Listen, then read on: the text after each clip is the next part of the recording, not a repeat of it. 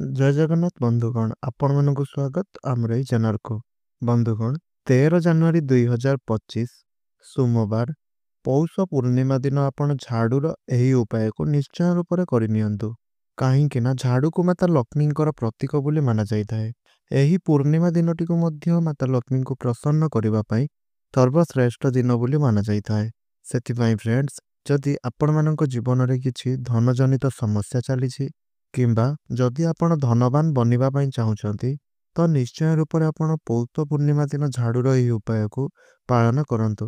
ପୌଷ ପୂର୍ଣ୍ଣିମା ଦିନଠାରୁ ହିଁ ଆପଣ ଝାଡୁର ଏହି ନିୟମ ଗୁଡ଼ିକୁ ପାଳନ କରନ୍ତୁ। ଦେଖିବେ ଯେ ନିଶ୍ଚିନ୍ତ ରୂପରେ ଆପଣଙ୍କ ଘରେ ଚାଲିଥିବା ସମସ୍ୟା ଗୁଡ଼ିକ ସମାଧାନ ହୋଇଯିବ। ଆଉ ଯଦି ଆପଣଙ୍କର ଧନଜନିତ ସମସ୍ୟା କିଛି ଲାଗି ରହୁଛି, ତାହେଲେ ଆପଣଙ୍କର ଧନଜନିତ ସମସ୍ୟା ଗୁଡ଼ିକ ମଧ୍ୟ ଦୂର ହୋଇଯିବ। ଏହା ସହିତ ଯଦି ଆପଣଙ୍କ ପରିବାରରେ କୌଣସି ପ୍ରକାରର ଅଶାନ୍ତି ଲାଗି ରହୁଛି, ତେବେ ତାହା ମଧ୍ୟ ଆପଣଙ୍କର ଦୂର ହୋଇଯିବ। ଏବଂ ଯଦି ଆପଣଙ୍କର କୌଣସି ପ୍ରକାରର ବାସ୍ତୁ ଦୋଷ ରହିଛି, ତାହା ମଧ୍ୟ ଆପଣଙ୍କର କିଛି ମାତ୍ରାରେ ଖଣ୍ଡନ ହୋଇଯିବ। ତେବେ ଫ୍ରେଣ୍ଡସ୍, ଆପଣ ପୌଷ ପୂର୍ଣ୍ଣିମା ଦିନ ନିଶ୍ଚୟ ରୂପରେ ଝାଡୁର ଏହି ନିୟମ ଗୁଡ଼ିକ ପାଳନ କରନ୍ତୁ। ଏହା କେବଳ ପୌଷ ପୂର୍ଣ୍ଣିମା ଦିନ ନୁହଁ, ବରଂ ଆପଣ ଚାହିଁଲେ ପୌଷ ପୂର୍ଣ୍ଣିମା ପରଠାରୁ ଆପଣ ପ୍ରତ୍ୟେକ ଦିନ ଏହି ଉପାୟକୁ ପାଳନ କରିପାରିବେ, ଯାହାଦ୍ୱାରା ଆପଣଙ୍କ ଘରେ ମାତା ଲକ୍ଷ୍ମୀଙ୍କର ସ୍ଥାୟୀ ବାସ ହେବ। ଆପଣଙ୍କ ଉପରେ ସବୁବେଳେ ମାତା ଲକ୍ଷ୍ମୀଙ୍କର କୃପା ବନି ରହିବ, ଆଶୀର୍ବାଦ ବନି ରହିବ। ଫ୍ରେଣ୍ଡସ୍, ଆମ ଶାସ୍ତ୍ରରେ କେତେଗୁଡ଼ିଏ ଏପରି ଜିନିଷ ଗୁଡ଼ିକ ସମ୍ପର୍କରେ ଉଲ୍ଲେଖ କରାଯାଇଛି, ଯେଉଁ ଜିନିଷ ଗୁଡ଼ିକର ସମ୍ବନ୍ଧ ସିଧାସଳଖ ମାତା ଲକ୍ଷ୍ମୀଙ୍କ ସହିତ ରହିଛି। ଏହି ଦିବ୍ୟ ବସ୍ତୁ ଗୁଡ଼ିକରେ ମାତା ଲକ୍ଷ୍ମୀଙ୍କର ନିବାସ ହୋଇଥାଏ। ସେହି କାରଣରୁ ଏହି ବସ୍ତୁ ଗୁଡ଼ିକୁ ଆମେ ମାତା ଲକ୍ଷ୍ମୀଙ୍କ ପରି ସମ୍ମାନ ଦେବା ଉଚିତ। ସେହି ବସ୍ତୁ ଗୁଡ଼ିକୁ ଆମେ ପୂଜା କରିବା ଉଚିତ ଏବଂ ସେହି ବସ୍ତୁ ଗୁଡ଼ିକର ବ୍ୟବହାର କରିବା ସମୟରେ ଆମକୁ ଶାସ୍ତ୍ରୀୟ ନିୟମ ଗୁଡ଼ିକର ସମ୍ପୂର୍ଣ୍ଣ ରୂପରେ ପାଳନ କରିବା ଉଚିତ। ମାତା ଲକ୍ଷ୍ମୀ ଧନ ଏବଂ ଐଶ୍ୱର୍ଯ୍ୟର ଦେବୀ ହୋଇଥାନ୍ତି ଏବଂ ମାତା ଲକ୍ଷ୍ମୀ ସମସ୍ତଙ୍କୁ ଭୌତିକ ସୁଖ ପ୍ରଦାନ କରିଥାନ୍ତି। ଏବଂ ଯେଉଁ ବ୍ୟକ୍ତିଙ୍କ ଉପରେ ମାତା ଲକ୍ଷ୍ମୀ ପ୍ରସନ୍ନ ହୋଇଥାନ୍ତି, ସେହି ବ୍ୟକ୍ତିଙ୍କୁ ତାର ଜୀବନରେ କେବେ ବି ଦାରିଦ୍ର୍ୟତାର ସାମ୍ନା କରିବା ପାଇଁ ପଡ଼ିନଥାଏ। ମାତ୍ର ଯେଉଁ ବ୍ୟକ୍ତିଙ୍କ ଉପରେ ମାତା ଲକ୍ଷ୍ମୀ ରୁଷ୍ଟ ହୋଇଯାଇଥାନ୍ତି, ସେହି ବ୍ୟକ୍ତିଙ୍କୁ କେହି ବି ବଞ୍ଚାଇ ପାରିନଥାନ୍ତି। ସେହିଭଳି ବ୍ୟକ୍ତିବିଶେଷମାନଙ୍କୁ ଦୁର୍ଗତି ଏବଂ ଦାରିଦ୍ର୍ୟତାର ସାମ୍ନା କରିବା ପାଇଁ ପଡ଼ିଥାଏ। ସେଥିପାଇଁ ଆମେମାନେ ସମସ୍ତେ ମାତା ଲକ୍ଷ୍ମୀଙ୍କୁ ପ୍ରସନ୍ନ କରିବା ଉଚିତ। ମାତା ଲକ୍ଷ୍ମୀଙ୍କ ସହିତ ସମ୍ବନ୍ଧିତ ବସ୍ତୁ ଗୁଡ଼ିକୁ ଆମେ ଆମର ଘରେ ରଖିବା ଉଚିତ ଏବଂ ସେହି ବସ୍ତୁ ଗୁଡ଼ିକୁ ଯଥାବିଧି ସମ୍ମାନ ଦେଇ ଆମେ ତାକୁ ପୂଜା ଅର୍ଚ୍ଚନା ମଧ୍ୟ କରିବା ଉଚିତ, ଯାହାଫଳରେ ଆମ ଘରେ ମାତା ଲକ୍ଷ୍ମୀଙ୍କର ସ୍ଥାୟୀ ବାସ ହୋଇପାରିବ। ତେବେ ମାତା ଲକ୍ଷ୍ମୀଙ୍କ ସହିତ ଜଡ଼ିତ ରହିଥିବା ବସ୍ତୁ ଗୁଡ଼ିକ ମଧ୍ୟରୁ ଝାଡୁ, ତୁଳସୀର ଗଛ, ମଙ୍ଗଳସୂତ୍ର, ପଦ୍ମଫୁଲ, ଶ୍ରୀଯନ୍ତ୍ର ଏହିଭଳି ଅନେକ ଗୁଡ଼ିଏ ବସ୍ତୁ ସବୁ ରହିଛି, ଯାହାର ବର୍ଣ୍ଣନା ଆମର ବେଦ, ଶାସ୍ତ୍ର, ପୌରାଣରେ ଆମର ଉଲ୍ଲେଖ ରହିଅଛି। ଏହିଭଳି ସାଧାରଣ ଲାଗୁଥିବା ଜିନିଷ ଗୁଡ଼ିକ ମାତା ଲକ୍ଷ୍ମୀଙ୍କର ଅତ୍ୟନ୍ତ ପ୍ରିୟ ଅଟେ ଏବଂ ଯେଉଁ ସ୍ଥାନରେ ଏହି ଜିନିଷ ଗୁଡ଼ିକର ବ୍ୟବହାର ହୋଇଥାଏ, ସେହି ସ୍ଥାନରେ ମାତା ଲକ୍ଷ୍ମୀଙ୍କର ଚିର ବାସ ହୋଇଥାଏ। ତେବେ ଫ୍ରେଣ୍ଡସ୍, ଆଜିର ଏହି ଭିଡ଼ିଓରେ ଆମେ ଆଲୋଚନା କରିବାକୁ ଯାଉଛେ ଝାଡୁ ସମ୍ପର୍କରେ।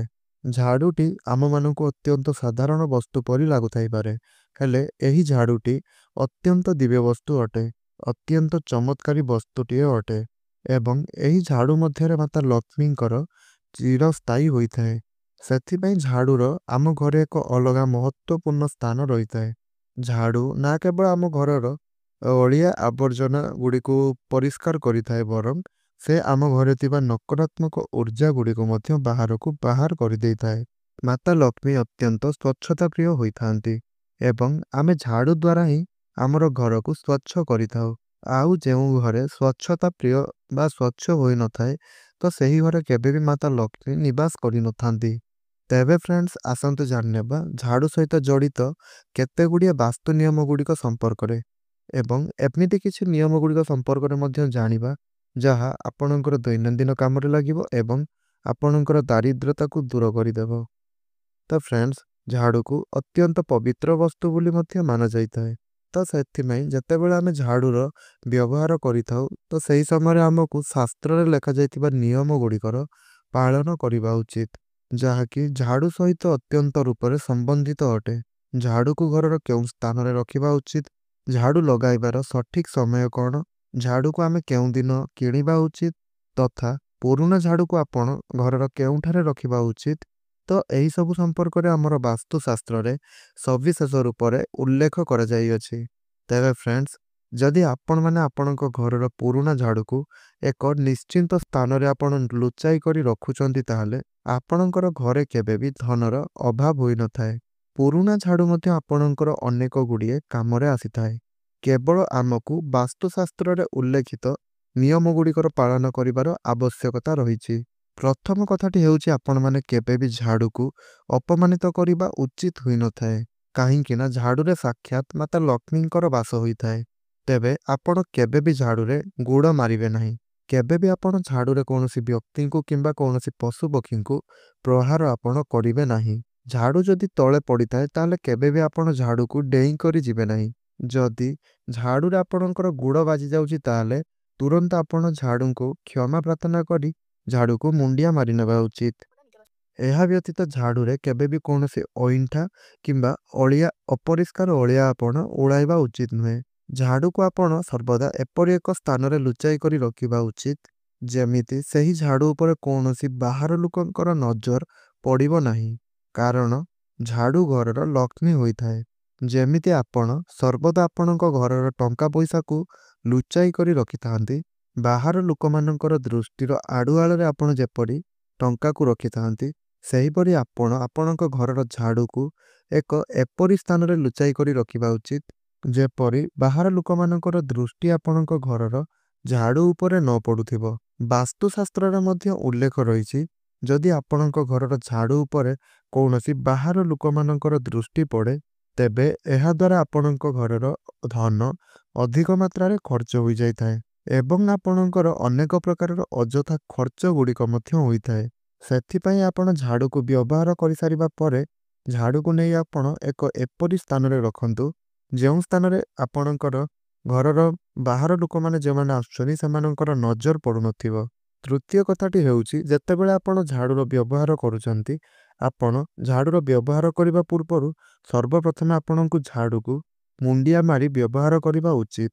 ଆଉ ଝାଡ଼ୁଠାରୁ ଆପଣ ଆଜ୍ଞା ନେଇକରି ଆପଣ ଝାଡ଼ୁର ବ୍ୟବହାର କରିବା ଉଚିତ।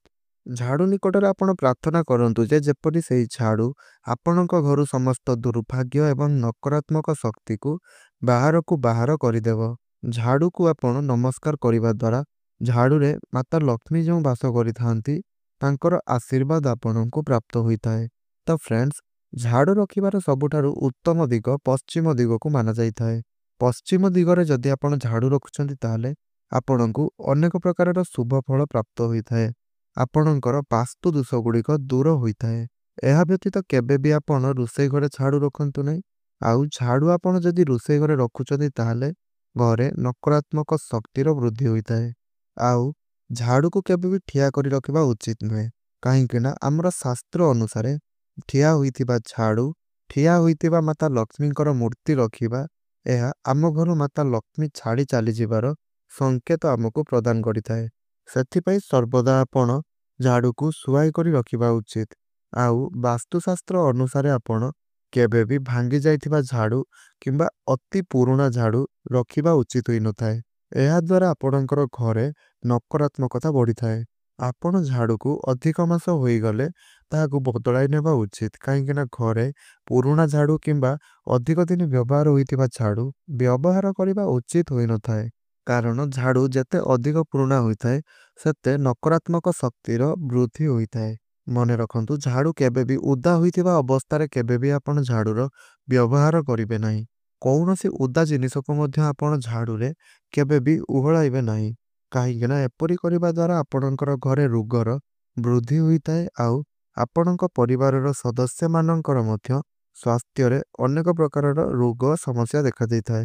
ଝାଡ଼ୁରେ ଆପଣ କେବେ ବି କାହାକୁ ପ୍ରହାର କରିବେ ନାହିଁ। ଝାଡ଼ୁରେ ଝିଟିପିଟି କିମ୍ବା ଅନ୍ୟ ପ୍ରାଣୀମାନଙ୍କୁ ମାରିବା ମଧ୍ୟ ପାପ ବୋଲି ମାନାଯାଇଥାଏ, କାହିଁକିନା ଏପରି କରିବା ଦ୍ୱାରା ଆପଣ ମାତା ଲକ୍ଷ୍ମୀଙ୍କର କୋପ ଦୃଷ୍ଟିର ଶିକାର ହୋଇଥାନ୍ତି।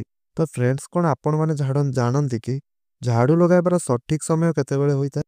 ତ ଫ୍ରେଣ୍ଡସ୍, ଝାଡ଼ୁ ଲଗାଇବାର ସଠିକ ସମୟ ହୋଇଥାଏ ସୂର୍ଯ୍ୟ ଉଦୟର ସମୟ।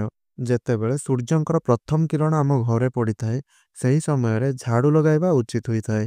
ସେହି ସମୟରେ ଝାଡ଼ୁ ଲଗାଇବା ଦ୍ୱାରା ଆମ ଘରେ ଥିବା ସମସ୍ତ ନକାରାତ୍ମକ ଶକ୍ତିଗୁଡ଼ିକ ସୂର୍ଯ୍ୟଙ୍କର ପ୍ରଥମ କିରଣ ସହିତ ନଷ୍ଟ ହୋଇଯାଇଥାଏ।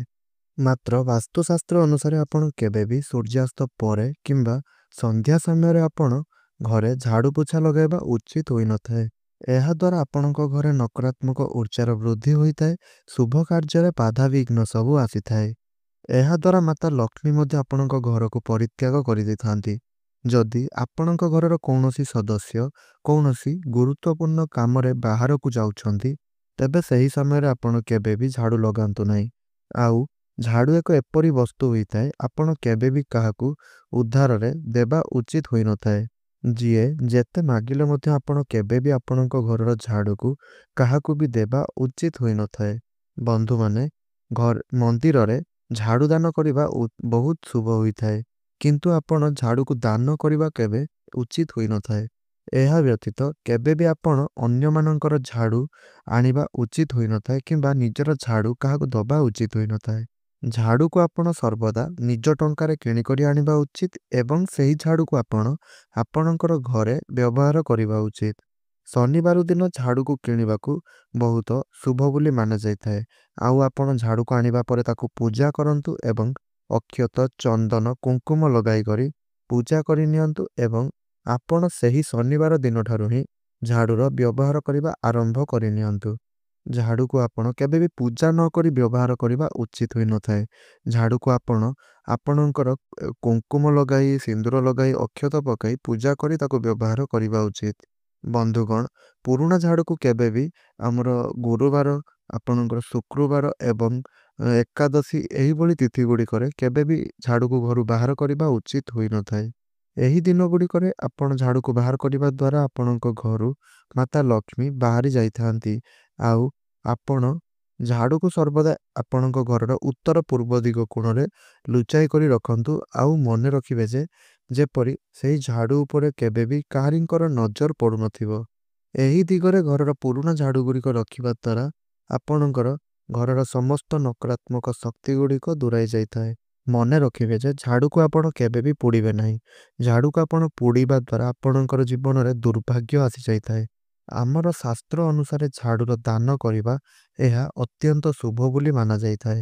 ଆପଣ କୌଣସି ଶନିବାର ଦିନ କୌଣସି ଏକ ମନ୍ଦିରରେ ଝାଡ଼ୁର ଗୁପ୍ତଦାନ କରିବା ଉଚିତ। ମନେ ରଖନ୍ତୁ, ଝାଡ଼ୁର ଆପଣ ଗୁପ୍ତଦାନ କରିବା ଦ୍ୱାରା ଏହାର ଶୁଭ ଫଳ ଆପଣଙ୍କୁ ପ୍ରାପ୍ତି ହୋଇଥାଏ। ଆପଣଙ୍କର ଯଦି ଧନଜନିତ ସମସ୍ୟା ରହୁଛି, ଅଭାବ ରହୁଛି, ତାହେଲେ ଆପଣ ଗୁରୁବାର ଦିନ ମାତା ଲକ୍ଷ୍ମୀଙ୍କ ସହିତ ଭଗବାନ ଶ୍ରୀହରି ବିଷ୍ଣୁଙ୍କର ନିକଟରେ ଆପଣ ଝାଡ଼ୁର ପୂଜା କରିବା ନିଶ୍ଚୟ ରୂପରେ ଭଲ ହୋଇଥାଏ। ଭୂମି ଉପରେ ଆପଣ ଅକ୍ଷତ କିଛି ରଖି ତା ଉପରେ ଝାଡ଼ୁକୁ ରଖି ଆପଣ ଝାଡ଼ୁର ପୂଜା କରିବା ଉଚିତ ହୋଇଥାଏ। ଅର୍ଥାତ୍ ଝାଡ଼ୁ ତଳେ ଆପଣ କିଛି ଅକ୍ଷତ ଦେଇକରି ଝାଡ଼ୁକୁ ପୂଜା କରିବା ଉଚିତ ହୋଇଥାଏ ଏବଂ ସେହି ଝାଡ଼ୁରେ ହିଁ ଆପଣ ନିଜର ଘରକୁ ସ୍ୱଚ୍ଛ କରିବା ଉଚିତ ହୋଇଥାଏ। କେବଳ ଏତିକି ଆପଣ ଉପାୟ କରିନେବା ଦ୍ୱାରା ଆପଣଙ୍କ ଘରେ ସମସ୍ତ ନକାରାତ୍ମକ ଶକ୍ତି ଗୁଡ଼ିକର ଦୂର ହୋଇଯାଇଥାଏ ଏବଂ ଆପଣଙ୍କ ଘରେ ସକାରାତ୍ମକ ଊର୍ଜାର ନିବାସ ହୋଇଥାଏ। ତେବେ ଫ୍ରେଣ୍ଡସ୍, ଏହିପରି ଭାବରେ ଆମର ଶାସ୍ତ୍ରରେ ଝାଡ଼ୁ ସହିତ ଜଡ଼ିତ କେତେଗୁଡ଼ିଏ ଗୁରୁତ୍ୱପୂର୍ଣ୍ଣ ନିୟମ ଗୁଡ଼ିକର ଉଲ୍ଲେଖ ରହିଅଛି। ତେବେ ଯଦି ଆପଣ ଏହି ଛୋଟ ଛୋଟ କଥା ଗୁଡ଼ିକୁ ନିଜର ଲକ୍ଷ୍ୟରେ ରଖୁଛନ୍ତି, ନିଜ ଧ୍ୟାନରେ ରଖୁଛନ୍ତି, ତାହେଲେ ଆପଣଙ୍କ ଘରର ଉନ୍ନତି ହୋଇଥାଏ ଆଉ ଆପଣଙ୍କ ଜୀବନର ଅନେକ ଗୁଡ଼ିଏ ସମସ୍ୟା ମଧ୍ୟ ଦୂର ହୋଇଯାଇଥାଏ। ତେବେ ଫ୍ରେଣ୍ଡସ୍, ଯଦି ମୋର ଏହି ଭିଡ଼ିଓଟି ଆପଣମାନଙ୍କୁ ଭଲ ଲାଗିଥାଏ ତାହେଲେ ଭିଡ଼ିଓଟିକୁ ଲାଇକ୍ କରି ଚ୍ୟାନେଲଟିକୁ ସବସ୍କ୍ରାଇବ୍ କରିନେବେ ଏବଂ ତଳେ ଆସୁଥିବା କମେଣ୍ଟ ବକ୍ସରେ ଭକ୍ତି ଏବଂ ଶ୍ରଦ୍ଧାର ସହିତ ଜୟ ମାତା ଲକ୍ଷ୍ମୀ ନିଶ୍ଚୟ ରୂପରେ ଲେଖିଦେବେ। ତେବେ ଫ୍ରେଣ୍ଡସ୍, ଆଜିର ଏହି ଭିଡ଼ିଓଟିକୁ ମୁଁ ଏଇଠି ରଖୁଛି। ପୁଣି କଥା ହେବା ଆଉ ଏକ ନୂତନ ଭିଡ଼ିଓ ମାଧ୍ୟମରେ। ରହୁଛି। ଧନ୍ୟବାଦ। ଜୟ ଜଗନ୍ନାଥ।